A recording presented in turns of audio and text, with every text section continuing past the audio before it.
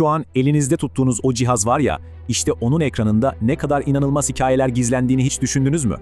Yani telefonunuz sadece bir iletişim aracı mı sizce? Eğer cevabınız evetse size bir sürprizim var. Çünkü her gün baktığınız o ekranda aslında geçmişten gelen bir sürü sır saklı. Evet, doğru duydunuz. Telefonunuz aslında minicik bir müze gibi. Şöyle düşünün, her gün tıkladığımız o ikonlar var ya, onlar aslında çoktan tarih olmuş, hatta çoğumuzun belki de hiç görmediği, kullanmadığı eşyaların birer portresi. Aslında konsept çok basit. Her gün kullandığımız ikonların çoğu dijital çağdan çok önce var olan bildiğimiz fiziksel nesnelerin bir yansıması. Teknoloji ne kadar ilerlerse ilerlesin bu semboller bizi bir şekilde köklerimize yani geçmişe bağlıyor. Ne kadar ilginç değil mi? Konumuz hepimizin çok ama çok iyi bildiği o meşhur kaydet butonu. Peki bu garip kare şekil nereden geliyor acaba? İşte bu. Bu kare şekil. Çoğumuz için anlamı net. Bilgiyi sakla. Ama işin asıl ilginç yanı bu şeklin aslında tamamen gerçek, fiziksel bir nesneyi temsil ediyor olması. 90'lı yılları hatırlayanlar bilir, o zamanlar dosyaları bir bilgisayardan diğerine taşımak için bu küçük plastik kutucukları kullanırdık. Yani o zamanlar kaydetmek dediğimiz şey, bilgiyi gerçekten de somut olarak bu diskin üzerine yazmaktı. Peki bu disketin kapasitesi ne kadardı dersiniz? Sadece ama sadece 1.44 megabayt. Evet, yanlış duymadınız. Megabayt, gigabayt falan değil. Hadi bunu bir gözümüzde canlandıralım. Bugün telefonunuzdaki ortalama kalitede tek bir şarkı bile bu diskete sığmazdı. Anında yetersiz depolama alanı hatası alırdınız. İşte işin özü bu. Teknoloji olarak artık tamamen işlevsiz olsa da bilgiyi saklama fikrinin evrensel sembolü olarak ekranlarımızda yaşamaya devam ediyor. Konumuz o meşhur arama ve kapatma butonları. O kıvrımlı şeklin bir anlamı olmalı, değil mi? İşte bu ikon. Belki de dünyadaki en evrensel sembollerden biri. Yeşilse ara, kırmızıysa kapat. Hepimiz biliyoruz. Ama neden bu şekilde? Neden dümdüz bir dikdörtgen değil de böyle kavisli bir şey? Çünkü bu bildiğimiz eski telefonların ayzesi.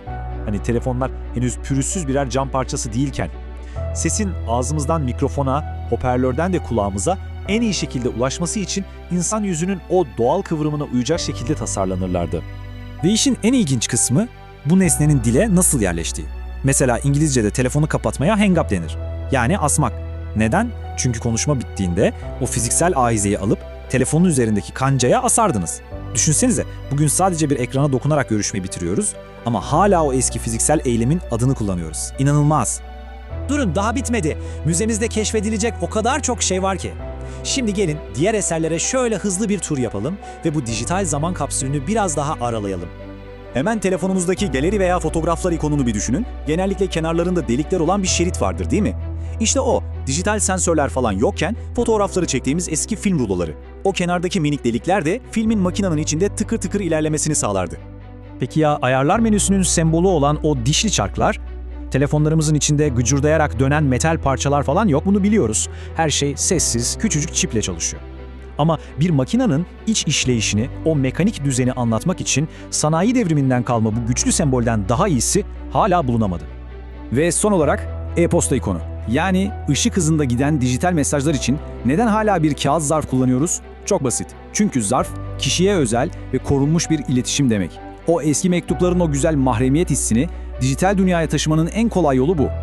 İşte turumuzun kısa bir özeti. Gördüğünüz gibi en modern, en son teknolojinin arayüzü bile aslında geçmişin o fiziksel dünyasına bir saygı duruşu gibi. Her bir ikonun arkasında bir nesne ve o nesnenin de kendine ait bir hikayesi var. Peki tüm bunların arkasındaki mantık ne? Yani hepsi tesadüf mü? Kesinlikle hayır. Buna tasarımda tasarım köprüsü deniyor. Bu ne demek? Tasarımcılar bize tamamen yeni ve yabancı bir teknolojiyi sunarken korkmayalım, yabancılık çekmeyelim diye eski ve tanıdık nesnelerin şekillerini kullanıyorlar. Yani bilinçli olarak aramızda bir köprü kuruyorlar.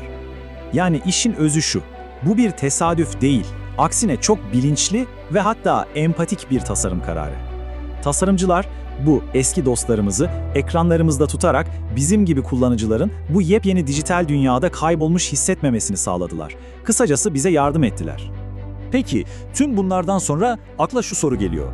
Sizin ekranınızda gizlenen, "Aa evet bu da oradan geliyor" dediğiniz başka tarihi eserler var mı? Bence bir bakın. Belki de artık kendi telefonunuzun müzesinin küratörü olma zamanınız gelmiştir.